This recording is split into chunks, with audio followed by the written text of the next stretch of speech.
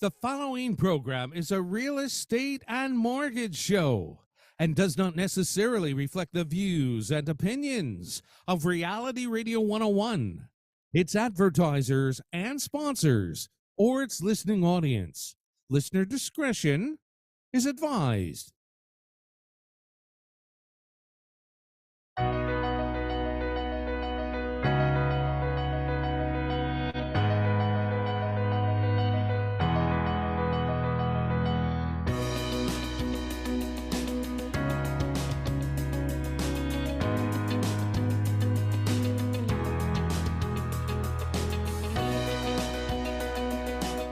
Good morning and welcome to Your Home, Your Money with your hosts, Randy and Anthony, right here on Reality Radio 101. To get on board right now, send us an email. Our email address is onair@yourteam.pro.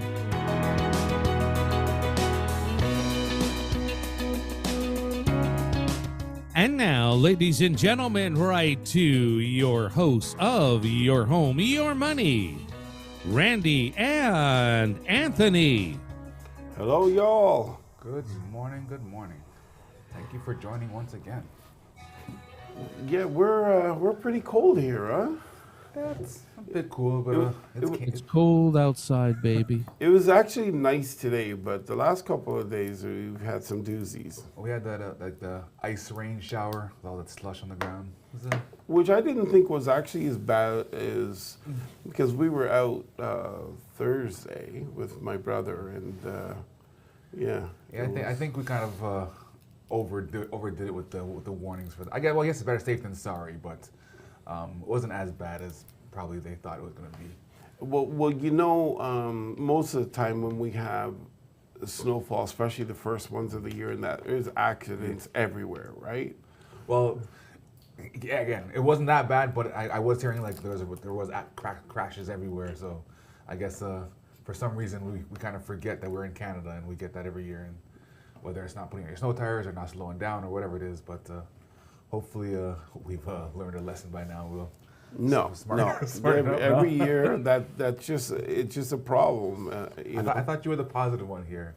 Well, that's just a problem. It's just the way it is. You know, if it was like that when we were kids and we remember seeing them everywhere, and it's like that now, 40-something years later, no, dude, that's just human beings. So there's no hope for us. Well, yeah, it just seems, but plus, new generation comes up, they're driving for their first time, and there are many people who are on their 15th year of driving, but it's their first 15th year.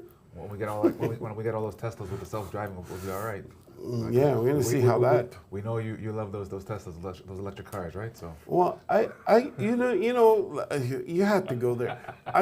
I got nothing against electric cars. What I'm against is the fact that there's no real difference in the carbon footprint, and that's scientifically proven. But they're going on like it's this great solution for the environment, and that's, for me, being a logical person, that's confusing. See, you being an emotional wreck. One thing you're right. So you are easily confused. So I'll give you that one. Yeah, but come on, that's just not fair. You know what? It's just not fair. You're giving subsidies to this particular car company, which is way more expensive and has no better of a carbon footprint. Actually, coming out the door, it's actually a much higher carbon footprint, and you're talking hundreds of thousands of kilometers later to actually, of no emission, to actually try to offset it. And that's just, and then you're selling us like if we're getting a better carbon footprint with these electric cars. That's just not fair. Let's change it a bit. So right now, with the technology, you don't have the full self-driving thing there. That's there, right? However, if they had that technology perfected, even with, let's say you're right with the, it takes 100,000 kilometers, whatever it is for the break. 200,000. Whatever it is here, right? Mm-hmm. Would the offset of, again, obviously we're not there yet with the technology, but if we had that technology where, and whether it's Tesla, whatever brand cars is, where they're all talking to each other, where you'll reduce the accidents, reduce traffic. You have all these other positives. So to me, it's yes. I mean, I don't know all the numbers. I know you read one article, and this article said this, so obviously it's right because we know how Randy is. This guy here, he said it's this, but we'll digress. So we'll say you're right on that. To me, again, obviously the technology isn't fully there. There have been some accidents that we've seen, but how it works is, unfortunately, there will be some accidents, but every time something happens, it learns, it gets better, hopefully, theoretically. So do the positives outweigh the fact that maybe it does take that 100,000 kilometers to break even? If what you said was true, then I would say yes. However, the problem with what you're saying is that, you see, I may have only read one article, but you didn't read any, and then you're coming on with this logic that, oh well, you know, get the self-driving cars. Does the technology make it better? Hey, the self-driving cars can be in all cars. It's not only electric cars. It's all cars that have the, if you want to pay for that, if you want to be buying the $100,000 cars and $150,000 cars, they come with this feature. And actually, for years, from when I had my 740 BMW, if you're going too fast up on a car, it'll actually slow you down. And so we are already moving towards this technology. It's not electric cars that have brought that technology.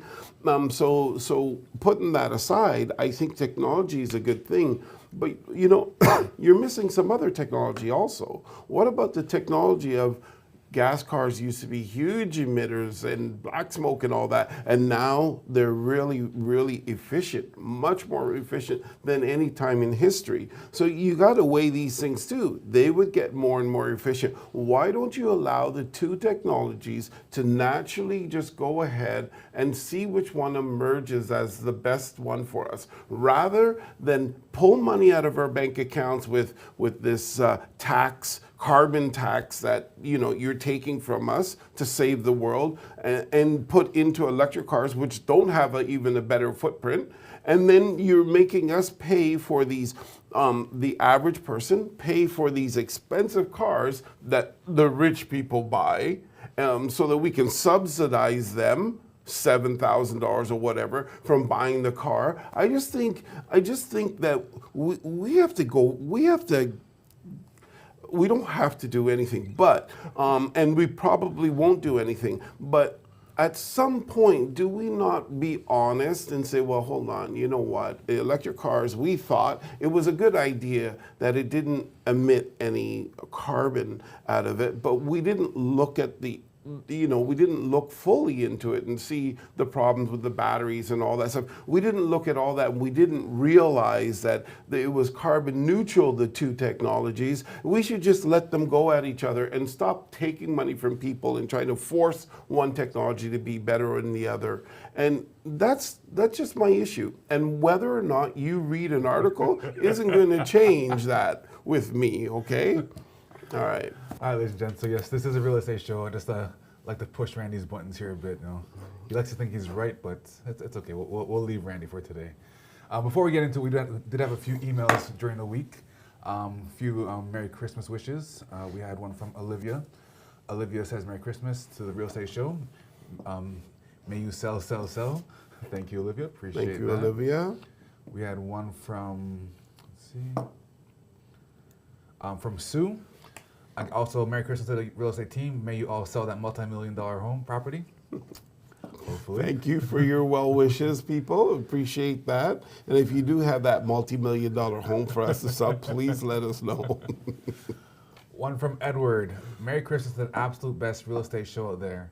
I've listened to other shows that dabble in real estate, mortgages and insurance, etc., but they do not really give out information like you folks do. You're clever, witty, and informative. I love you guys. Thank you from Ottawa, Ontario. Now, I'm not quite sure. Thank you, Edward. I appreciate Edward. I'm pretty sure Edward was kind of leaning towards myself, and I want to say thank you, Edward. I really appreciate it. I know Randy has a few pieces of information as well, so I'm sure a little bit was directed towards him as well. But So Edward, I'm going to tell you, we do have, we're slowly moving forward here. We have some pretty exciting things coming up soon. Last night we were meeting with some other parties that will be, professionals in mortgages, professionals in legal and that. And what we're looking to bring to you guys once a month is like a round table of professionals in their field, all dealing with, similar issues, but you get different perspectives. You get the perspective of the realtor, you get the perspective of the mortgage agent, you get the perspective of the legal team, all on the same topic. So to me, that's pretty exciting. So Edward, thanks for appreciating it, and I hope you'll enjoy that moving forward. All right, thank you, Edward. A few more. One from Irene. Hello from Florida. Hello from Orlando, Florida. It is 75 degrees Fahrenheit here, which is 23 degrees Celsius. Thank you for the translation there. We are enjoying the confused and emotionally wrecked hosts of your of your home. Love you guys. Thank you, Irene. Electric cars. Think of the digging for batteries, plastic, and ore for the parts in the engine. That's saving the environment. Wow. Yeah, you're probably right there a little bit. And when you have to get rid of them, it's really not fair for our government to trick us, because I was tricked. I honestly thought electric cars, it made sense. There's no emission coming out the tailpipe, so this is the best thing. And then you find out that's not true. And what's really unfortunate is that they already know that, and they're, I don't know. I don't know. I think it's sad. Don't get into the details, Randy. It's all about the surface stuff. Next one from Larry. Hello, folks. Hi, team. I hate those Teslas, but hey, it let Elon Musk buy back Twitter, and that's a great thing. Go Elon. Merry Christmas. So we got a Elon fan there. And finally from... I like Tesla, man. I actually want one, but they're just too damn expensive. I'm kind of messing with you guys too. Like, I get that there's the pros and cons, but they look fun to drive, and it'd be like nice. I will definitely own one. When there's like 10,000 of them on the road, and they've come down from 100, 150,000, and they're 10, 15,000. That's when that's when you see me sporting it. Well, the resale value on those, from what I've heard, is pretty good. So that might take. So I'll be waiting a while. I'll be like 95 and finally get my first Tesla. And lastly, we got one from Steve. Steve says, "Funny, Anthony, funny." Appreciate it, Steve. I aim to please. What can I say? Excellent. Well, thank you guys for your comments. We really appreciate them. Especially Anthony. He needs that, reassurance. Hey, gotta keep us going, you know? Yeah. So, actually, you are pretty funny, I will admit. And you got cute. You're cute. You got those dimples, whenever you smile. Hey, what can I say? Unfortunately, ladies, I am married, so I got a son, but you gotta wait maybe around 10, 15 years for him. All right, before we get into it, if you want to join in on the conversation, feel free to send us an email at onair@yourteam.pro. Whether it's real estate, your take on the Teslas and why I'm right, or any other thing that you want to talk about, onair@yourteam.pro. We'd love to hear from you. And we're also live on YouTube. Just search for @yourteampros, and you can put a name to the face. Face to the name, my bad. Face to the name. And we did get another email that was just saying that, what's her name? From Canada. Erica? Erica, yeah. Thank you, Erica. We did get that. And the reason why we had to know that is when we buy the Amazon link for you, it asks if it's Canadian or American. So that's the reason. And you will get your prize soon. And I guess next week we'll probably be doing a new one for 2 weeks. hold on. The end of the month is next week? Well, we have Christmas is next Sunday. Oh no, I think we have the following week after. It's the following Saturday. Yeah, because that's New Year's. I believe is on the Sunday, so we can do the Saturday show. Okay, so was that gonna be New Year's Eve? It'd be New Year's Eve. Oh, awesome. Okay, well that's really good. My brother had got me tickets to go see one of his favorite bands who was doing a Queen remix. And so I took the GO train downtown. Believe it or not, it is so much cheaper to hop on that GO train. It's $11 to get right downtown, and then you're just a quick little walk to the Eaton Center or Massey Square. And so it was really, really cool to get out. And like I said, he paid for everything. And so it was pretty amazing. But I was in the Eaton Center in my days, remembering of the Eaton Center, and it used to be one of my tromping grounds because I used to be in retail. And I was walking through that mall, and there were not a lot of handbags. And what we're talking about 10 days before Christmas, roughly. And there were not handbags, shopping bags. Oh, okay, what are we talking about? I wasn't seeing them on the street, and I wasn't seeing much in the mall. I was actually really surprised. Well, it is a bit different now, I would say, in terms of with the online shopping, right? So I don't know how much everyone's shopping online now. Who nobody wants to make that trek downtown or Scarborough or anything like that. So it could be that. True. So I was worried. I was like, holy smokes, is nobody having a Christmas this year? I know our family, the kids had given us a gift just the other day, and they're not waiting for Christmas. So I think Christmas is just going to be little stocking stuffers in their 20s. So. And I don't know, don't get me wrong, I'm nothing, with Christmas, like, I have 3 young kids, but like, I just find it different now because my kids, with all the electronics now, is like, what do you even get them anymore? Because like, you buy them these toys and they'll use them for like 30 seconds and then they're back to their phones, their computers, their tablets. So it's like, I have no idea what to even get even my kids. It's just like every year, it's like, I don't know, they're just spoiled. They have everything they really need. It's just a matter of just, I don't know, it's just different. Yeah, and it's becoming a lot harder too for Santa Claus because, everybody's moved away from the natural wood fireplaces, and so they got the inserts. So there's no chimney really, other than it's just an outgoing chimney. And if you did slide down it, you just get burnt at the bottom. So this is really confusing stuff for children these days. Santa Claus, not easy for him to get around. I'm just gonna interrupt you right there. So, ladies and gents, this just kind of shows. So you see what Randy is. So going back to our earlier conversation, this is how I know that I'm right because we have these interludes here. Before we kind of get in, we have one last email from Frank. I just want people, if you actually believe that yes, this is a hard time for Santa, Right you let us know. So one email from Frank. Frank's trying to get me in trouble here. Frank says, "Hi Anthony, are you saying unfortunately you are married, or unfortunately you are married?" So that's a good point. That's a really good point.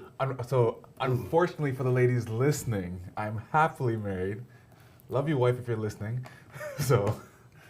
No, so you know what? I'm going to have to check what the original was, and that's going to become a GIF. Oh, you want the replay? It's at the bottom of all emails that we send to your wife.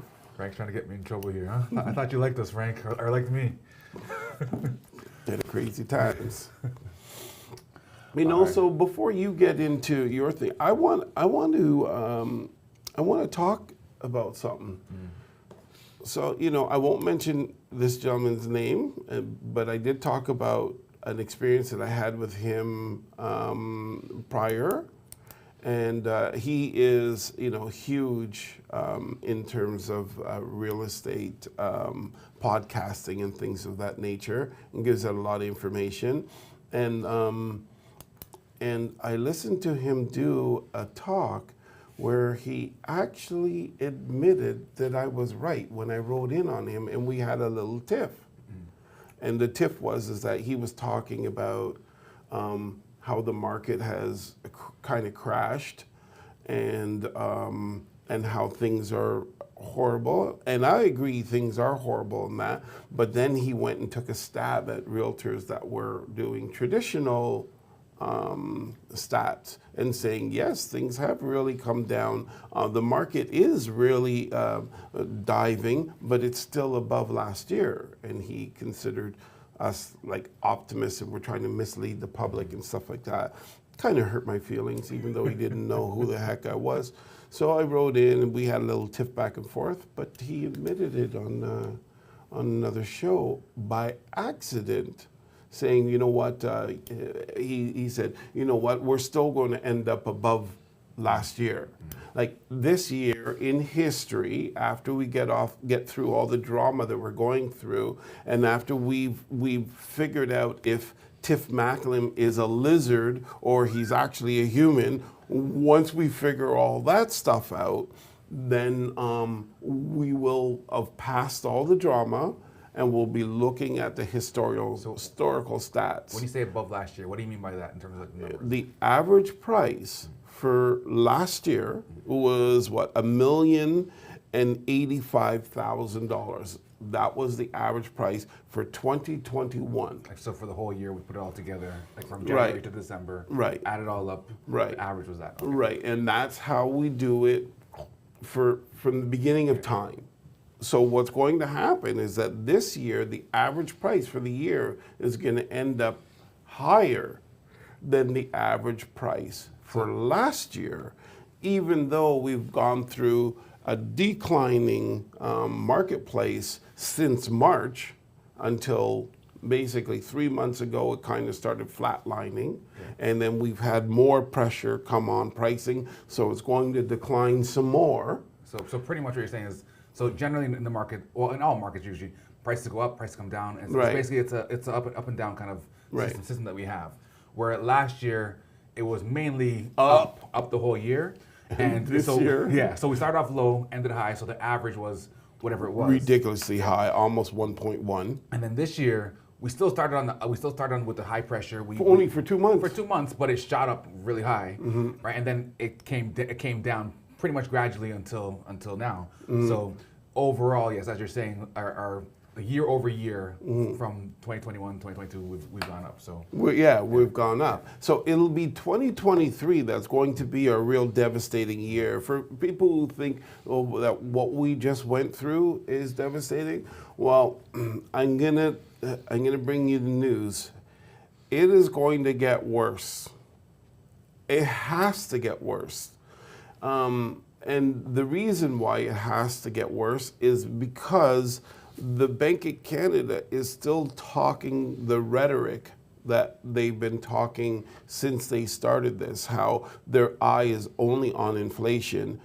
To me personally, I don't believe they've done anything to fight inflation. I honestly believe, and they believe they've done well. They believe they brought it down from 8%, 8 point whatever, 1 or 2 to 6.2. Oh, is that right? Yeah, to 6.2. And so that's what they believe they've done. I don't believe they've done that. I believe that was kind of teetering itself. And forget about it. I don't even believe in this number because most of us are feeling more like a 20 or 30% inflation. When we go to the grocery store and you come out with just a couple of things for an event and it's still $70, $80. It's like, that's insane. It used to be that, well, it was a while ago, but $70, $80. $80 right now is like maybe 2 bags of Just a couple of things. So we're really feeling this, and you guys are saying, oh, it's 6.9% inflation for October. The problem is that you're trying to bankrupt. The Bank of Canada's philosophy is to bankrupt us or make money really, really hard to get. And then that way we don't have money to spend. And therefore, the stores start having too much inventory and they have to reduce it, kind of thing, for people to buy it. That, honestly, I understand that in theory. I just really think it's highly insensitive because the whole problem stemmed from you wanting more money to be spent in the economy. And then you overshot that. You took inflation from 0.5% up to 5%. Boom, just like that, putting lots of money into the system. So you overshot your target, and then it kept climbing from there. After 5%, then the Russian war came, so that's why the problem kept going up, is because of the Russian war. But from it going from 0.5% or 1% to 5%, that wasn't the Russian war. that's just a problem. It's the main problem is Russia, but we got to 5% without Russia from 1% to 5. Actually, it all started around 0.5% to 5, and then the Russia war started. So what caused that? The pre-Russia war? So no, what caused it is the overspending. That's what caused it. That's the problem we're feeling. And then not only did we overspend, but then we gave away a bunch of money to the banks because we needed them to pull this little maneuver out. And so then you did this quantitative easing, which we didn't really know what it was. And now we're all researching it. I've got like 8 articles on it. I really should probably just choose one, you're thinking, but I've got like 8 on it. And when did it start and where did it start? It started in Japan and they were successful with it, so it moved on. But it really is just transferring debt into money to the banks, then own it, and the Bank of Canada is basically just relaying it.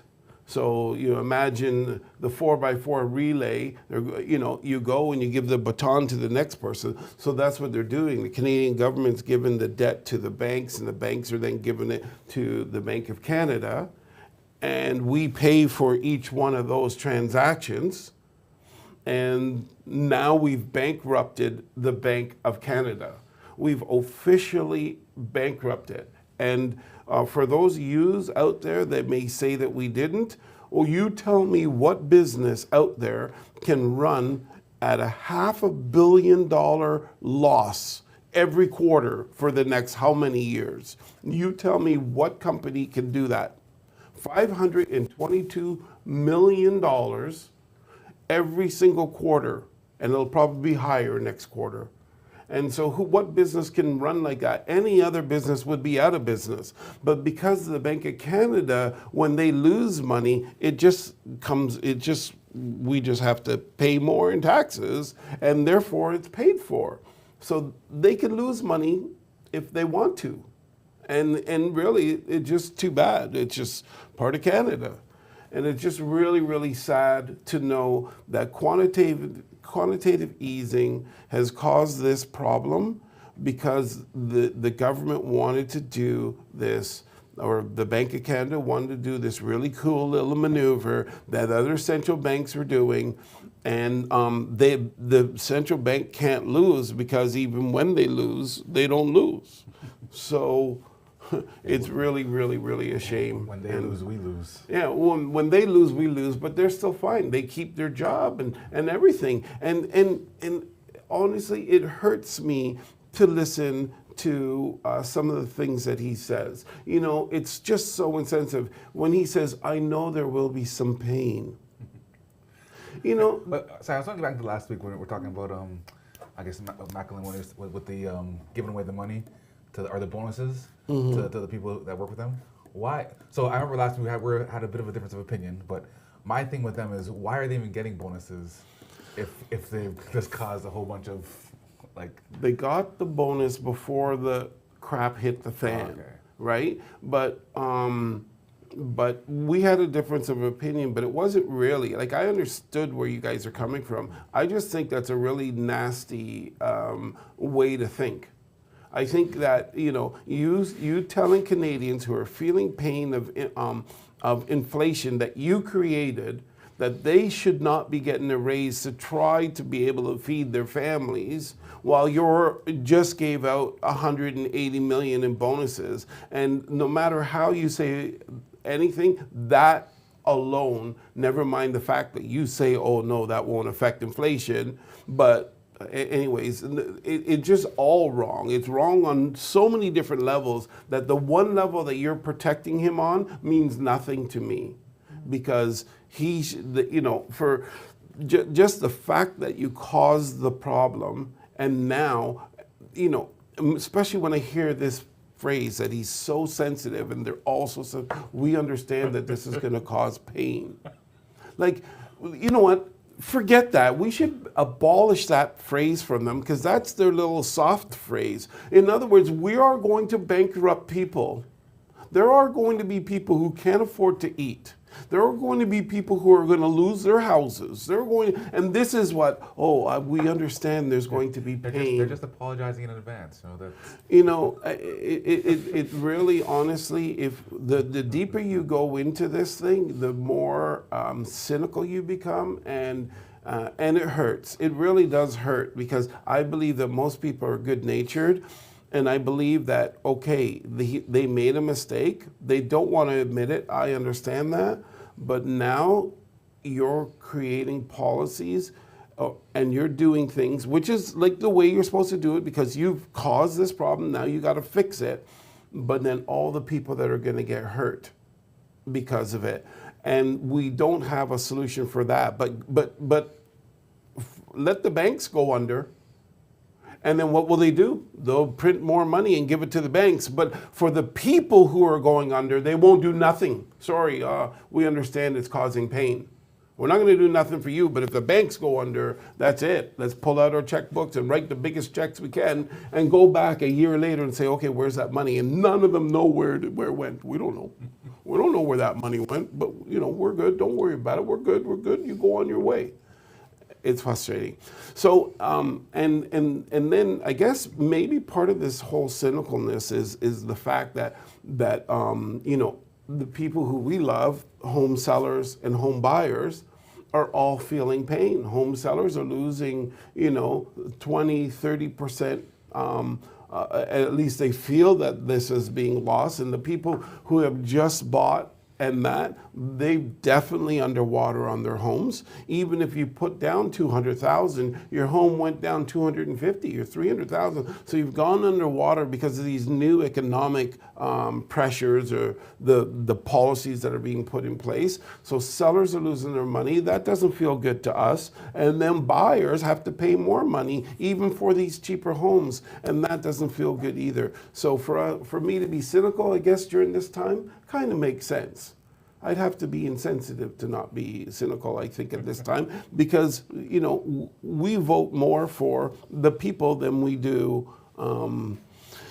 the politics of it. But the politics is really strong. Well, we just got an email in from Elise. Hopefully I'm saying your name right, Elise. Randy, you were so right. The politicians always give themselves raises when the rest of us are hurting. It makes no sense. What is wrong with these people? And Merry Christmas. Well, thank you, Elise. Merry Christmas, Elise. Yeah, so where I do agree is that, with politicians, it's, to me anyways, it's, on the outside, they're just always trying to get to the next election, right? So they'll say the right things at the right time, but what they're doing sometimes, unfortunately, isn't I guess, for the people. Well, it's for people, but not necessarily for the people, right? It's a select few people sometimes, unfortunately, instead of the greater good. And the part that will make you really sick is that this is such a serious problem that they really have to do this and, let's say, have collateral damage. The real estate industry is collateral damage, and we understand that there will be some pain, and they're continuing to raise interest rates, so they're actually even making it more painful, even before, because it takes about 6 months before we start feeling the actual weight of the higher rates. So we're entering into the early phases of feeling the weight of the increases that started 6 to 8 months ago. We're just in that, and now what we're seeing is economists come out and say, "Holy smokes! Look at the difference in this yield curve." And long-term money right now is low and much lower than the short-term money. Are you sure is that all right? What do you mean? Yeah, the long-term money is much cheaper than it has a lower value than the short-term money, and that's a problem. And that means that long-term there's not a lot of faith. The markets do not have faith in. I was reading something about the yield curve as well. So basically, the yield curve has inverted, as you were talking about last week. meaning short-term interest rates are higher than long-term interest rates, right? That's basically what you're getting at. Yeah, so the money, because the interest rates there are to the how much is the cost to get this money, and so right now the long-term vision is not as profitable, let's say, as the short term, which usually sort of says, okay, you're going into a recession. And that's a government-induced recession, which is kind of what they want. Yeah, so we have a few emails. One just came from Carla. Carla, subject is my thoughts, and then in very bold and very big writing, she writes, "Vote them out," with a bunch of exclamation marks. So that's one thing we can do. Makes sense. But, I don't know. I think I'm a bit cynical where. Sure, we can vote them out, but then... Well, yeah, what you get in. Maybe the beast is bigger, I think, this is something, it's a little bit off topic for a second, but I really do, I'm really curious of if it's actually the head person who's running the country. We saw in the United States, like him or love him or hate him or whatever, we saw that orange head guy run the country for 4 years, and we have never seen such hatred towards a president ever on TV like what we experienced then. They absolutely hated him. He was not an insider. So he wasn't a politician, and then he went on this campaign where he's not going to take their money and all this stuff, and all of a sudden, everyone sort of went against him, all of the main media. And so it makes me think that the actual people that are running it are actually not the leaders, because they wanted to run him, and that didn't quite work. And so they just said, oh yeah, we'll feel this pain. Now all the corporations, not all, but a lot of corporations are against you. A lot of, all the media is against you. You're getting everything from anywhere coming at you at a level that I don't think we've ever seen before. Actually pretty scary. But my point being is that it almost feels to me like the power is not from the president. The power is that machine that was going after that president to squash him, to get rid of him, to squeeze him out like a zit, and get back in people who have the pedigree to be in that position, who have been doing a job all their lives in politics. Hey, and for me, I don't know much about. I think the issue with Trump is he can't control himself and what he says. Yeah, thank you. So Randy's got a text from somebody regarding, as he calls him, the orange head guy. With Trump, his issue was just do the job without saying all the extra stuff, right? Just again, I don't. Oh wait. Could I intervene? Of course. You're right about that, but look at our prime minister. Look what he says. Yeah, but again, I'm not. Well, wait. About the trucking convoy and everything else, misogynist. We're unacceptable. Unacceptable views. So that means right now your view, if he didn't agree with you, you're a racist, Anthony. What about him? You are a racist. Here's the thing. I don't do the game of this guy did that. I'm just saying. Yes, right, you can talk about anybody, but I'm just saying with Trump though, it's nonstop. Like it's like a.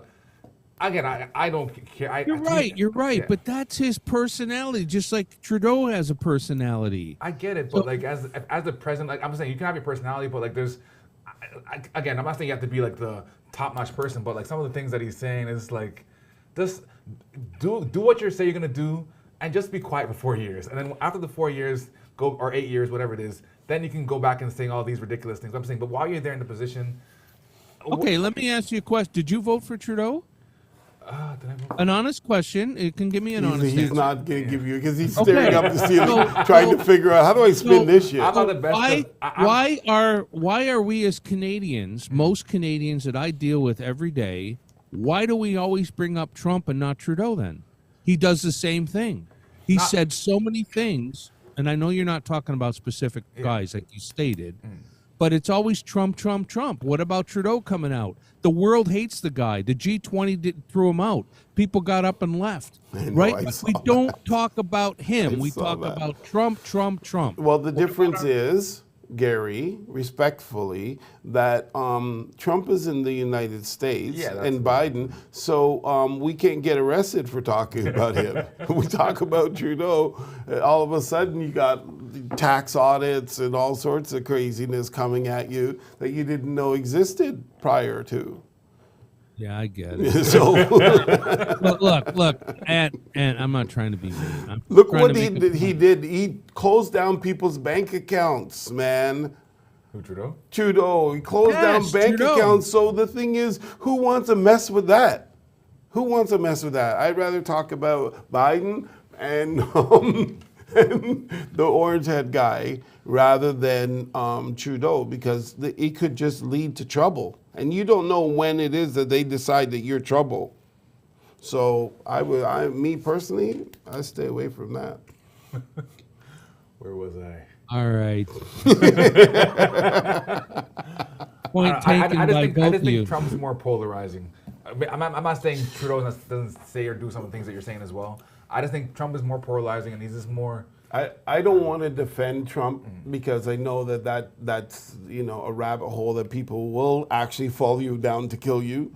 But the truth of the matter is there were a lot of things that they claimed he said that they took extremely out of context. Like I was watching a TED Talk the other day when one of the talk speakers said, well, you know what, for the COVID, don't do what some politicians tell you to do, and that's like drink bleach or something like that. This wasn't what this. If you were part of watching the original stuff, that wasn't how he never said anything like that. What he said was, "Wouldn't it be great that we know that bleach kills? It wouldn't it be great if we could have bleach inside of us to do that or whatever, to take a pill or something." He was just like on that. You just, and then it blows into this. Oh, he's such an idiot, and it's like, okay, that's one. And then they had another one where. He was talking about this gang, MS-13, which is a really vicious gang and probably one of the worst in the world.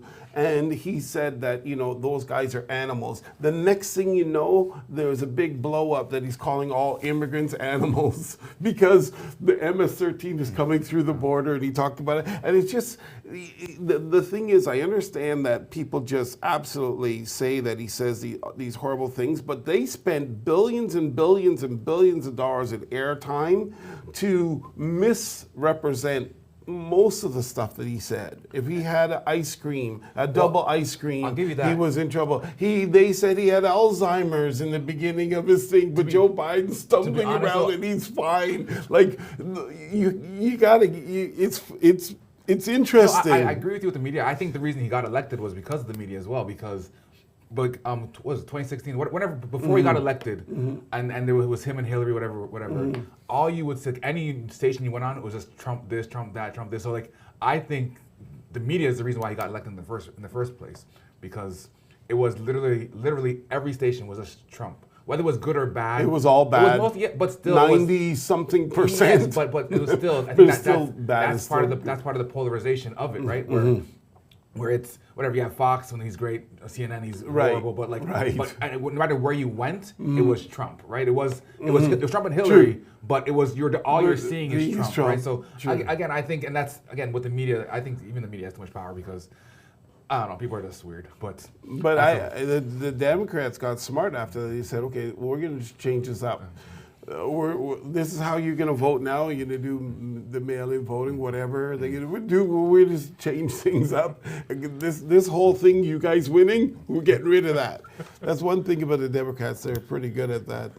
Anyway, let's get back to real estate. Yeah, get back to. Well, kind of. We have 3 emails. With the last one I'll discuss regarding Trump from William. William says, Randy, I hated Trump and I did not vote for him. Now I am so pissed that he's not our president down here in the States. Looking back, my family was in such better shape. Gas prices were lower, food prices were lower, our city was safer with more cops on the street, and we were not at any war. Everything was cheaper and my job was secure. Not now. I miss that guy.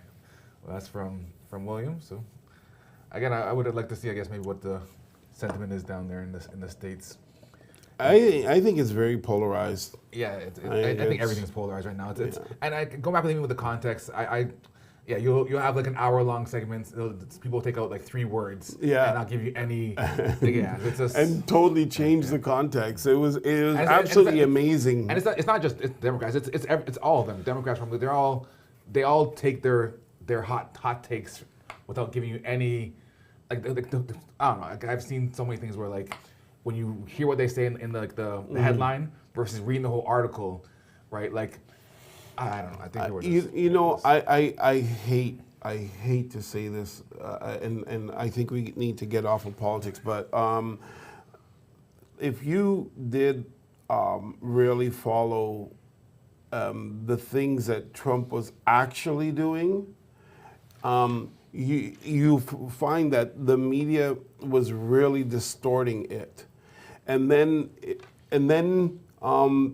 you got, like you said, the opposite, Fox News, which is reporting something absolutely different. Well, it's several years later, and the stuff that Fox News was reporting turns out to be all right.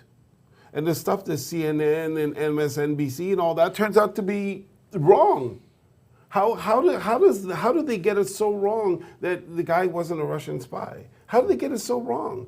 How did they get it so wrong that Biden's laptop was fake? They had like 50 different CIA members and all that saying, "Oh, that story's all fake," but it turns out that it was true. How'd they get it all wrong that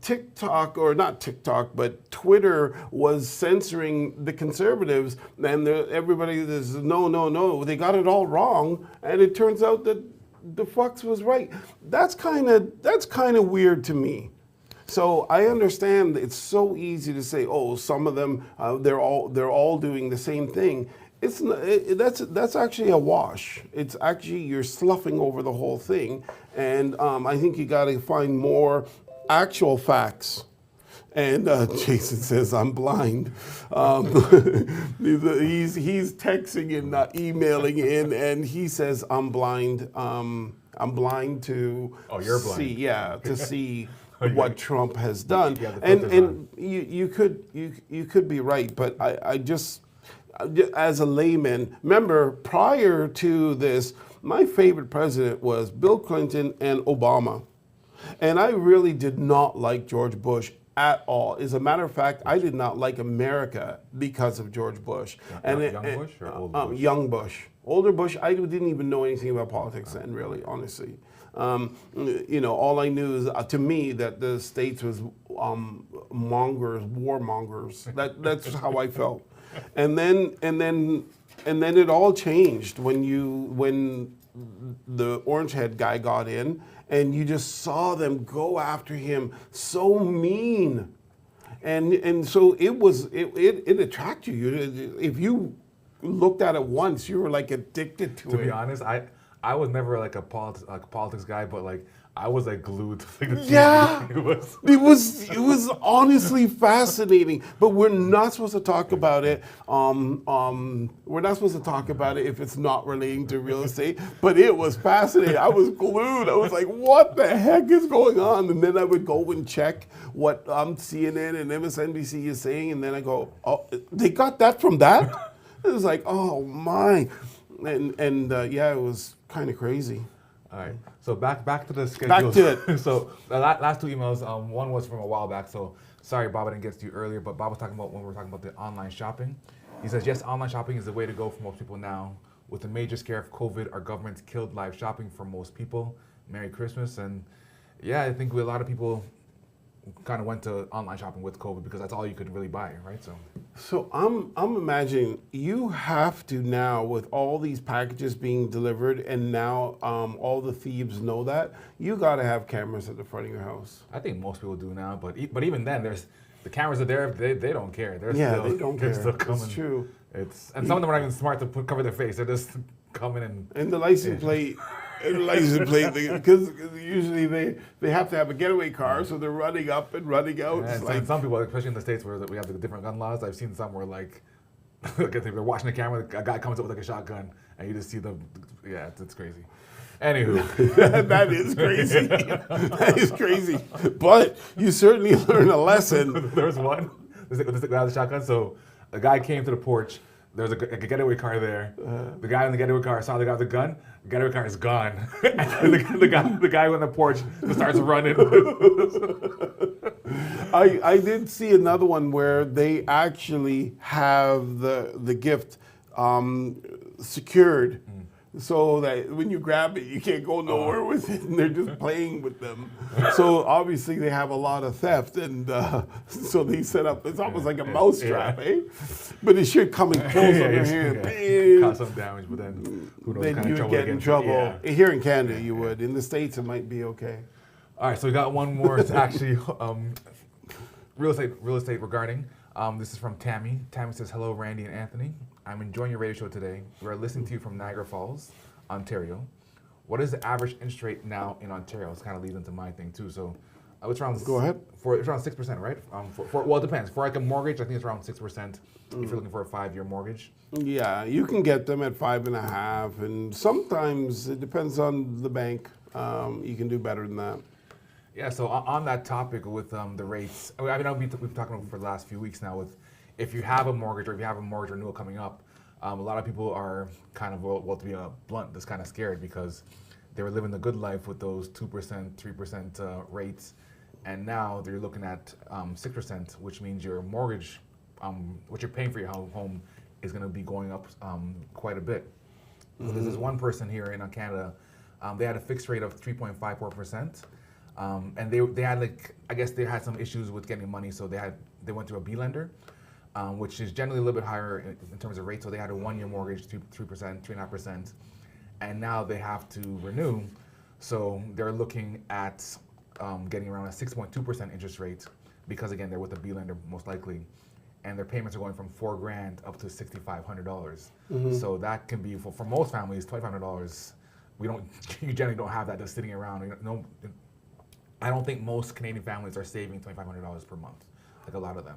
Right. So that increase can be a very big issue, and again, we may see a lot of people having to potentially sell their homes in the next couple of years, depending on their situation. Especially if they're going from. Here's the thing: if you're in a mortgage right now, generally, if you're gonna stay, when your term is up, you get the renewal option, and with those renewals, you don't generally have to reapply, correct? Right. If you're getting it in the mail, you can just sign and send it. But one thing I would always recommend: call your mortgage agent or call us and ask us, what rate can we get on for your given situation. Everybody's situation is different. Like Anthony said, 6% would be kind of the norm, but you can get them at 4.99. But special people, not everyone. You have to have some, a lot of equity in your home and things like that. And you. Go ahead. So what I was saying before is that when you get your renewal letter, yes, if you sign it and send it back, boom, you don't need to requalify.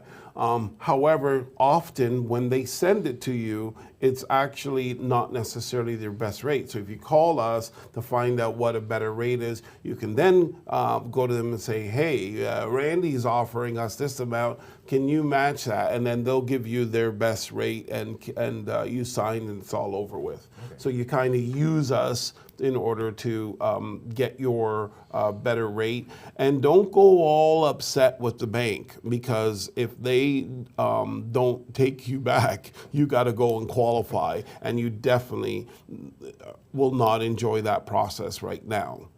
It's a very tough process. the banks have changed a lot of things. There's things behind the scenes that they've changed. I'll talk about that in a minute. Go Well, ahead. no, you can kind of touch on what I was saying there, where I guess the good thing is if you have a mortgage right now, you do have that generally the renewal where it's just literally just signing, and you're obviously rates are going to go up, but you don't have to go through that qualification process again, where you still have to qualify above the rate. And again, if your mortgage is 3%, maybe you have to qualify at 4%, 5%. Now you have to qualify at what, like 8% you have to qualify at? Is that Yeah, so- if you're at 6, you have to qualify at 8. If you're at 5, you have to qualify at 7, 5.5, 7.5. It's 2% over. So even though maybe you can afford it, but maybe you can't, your qualification might not show it. So it's So if you're with an A lender and you can just go through that process, then you should be generally okay if you can afford the increase in payment. But so as Randy said, if you do want to see what's out there and see what's possible, you can always reach out to us. Yeah, so I would like to just make a note that you remember I talked about musical chairs and how I was trying to say that before the Bank of Canada says, oh, go out, spend money, spark the economy. We're going to be keeping rates low for a very, very long time. So that is the Bank of Canada speaking. And so when they speak like that, they want us to trust in what they're saying. And then they didn't mean to, because they didn't know that the game they were playing was going to come to an end so quickly. The game was quantitative easing. And so now they entered into quantitative tightening and basically messing up everybody that they told this story to. Well, the Office of the Superintendent of Financial Institutions, so OSFI, go to their website if you wish, and you'll see right on their front page, they've made a new announcement. And so that announcement is basically, I'm going to paraphrase in my words, which is not theirs, and you can read theirs and get your version of it. But they don't have faith in the marketplace. They're concerned. And so there's this DSB, this domestic stability buffer, and this number throughout history, the banks can raise as high as 2.5%. And what this is that during COVID, the Office of OSFI, Office of Superintendent of Financial Institutions, said to the banks that you have to keep 1% of your loan portfolios basically on hand. We're gonna abbreviate this a little bit. You have to keep that 1% on hand. So they're feeling comfortable with the environment, and they don't think banks are going to be stuck with these loans, and they'll be able to weather the storm, the environment, but economic environment. But now the office OSFI is not confident with the environment, so much that they actually changed the rules. They moved the DSB number, the domestic stability buffer. They moved it from the 1% up to 2.5 or 2.25, I believe it was. And then they changed the rules because 2.5 was the maximum. So they absolutely, for the first time, just changed the rules and made this buffer number go as high as 4% now. So they've almost doubled what it was, almost. And then they raised, now the banks, they said, okay, you guys now have to have 3% on hand. So it's triple of what they had during the, double what they had in the, no, it is triple. From 1% to 3%. So it's triple what they had during the pandemic. And so what they're saying is you have to keep 3% of everything on hand just in case there's a problem. And they changed the rules to 4 because they don't believe 2.5 is good enough. So this is a pretty significant difference, nuance. And what it really means is it means that the Office of the Superintendent of Financial Institutions doesn't have faith in the market and wants the banks to have more money on hand to weather any kind of financial storm. So this is a pretty serious indication that OSFI is not trusting the Bank of Canada's ability to guide our economy. This is pretty damn serious stuff, and it's small. It's behind the scenes, you know. And one other thing that it does is it actually doesn't it creates more. It creates more stability for the banks in terms of the money they have, but they don't have as much room to lend out money, and therefore there will be less money floating around in our economy. So we're seeing it being tightened from all these different directions. So if you're looking for money and you can't find it and you're wondering what the heck happened, these are the kind of things that have happened all behind the scenes to create this recession, tighten up the banks, and get ready for the problem at hand. And this is why I think that we are going to have a really rough time in 2023, because everybody's starting to brace for it. I agree. Well, ladies and gents, I want to thank you again for joining us here on the show. Hopefully you will be back next week. If you want to check out our videos, feel free to go to YouTube and search for @yourteampros. We would love to, if you guys would subscribe and check out our videos that we have there. Again, thanks for being with us. And as always, it's been your home, your money, and our lives on realityradio101.com. Bye for now. Have a great weekend. Thank you for listening to Your Home, Your Money with your hosts, Randy and Anthony, right here on Reality Radio 101.